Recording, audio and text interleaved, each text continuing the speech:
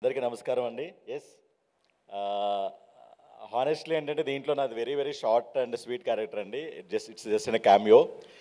Only thing నేను ఇవాళ ఇక్కడ ఉండడానికి అలాగే ఆ మూవీలో క్యారెక్టర్ చేయడానికి కారణం నాకు మోహన్ గారికి అలాగే రాజేష్ గారికి ఉన్న రిలేషన్. సో అసలు యాక్చువల్గా దాంట్లో అవసరం లేదు.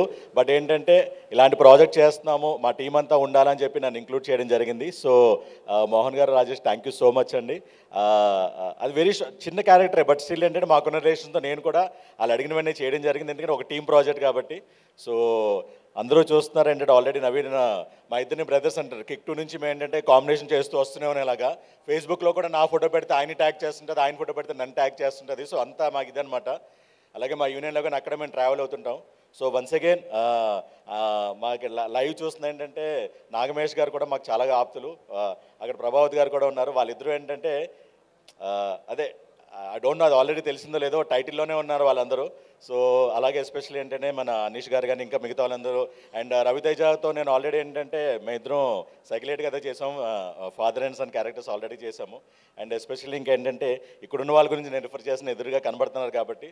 అండ్ ఆల్రెడీ చెప్పినట్టు ఏంటంటే క్రిస్మస్కి రిలీజ్ అవుతుంది. డెఫినెట్లీ మనకి ఇట్స్ లాంగ్ వీకెండ్, క్రిస్మస్ నుంచి న్యూ ఇయర్ తర్వాత కూడా ఉంటుంది కాబట్టి డెఫినెట్గా ఈ మూవీ అనేది గ్రాండ్ కలెక్షన్స్తో ఇటు డైరెక్టర్గా మన మోహన్ గారికి, అంటే already is a good director, good writer, పేరులోనే ఉంది.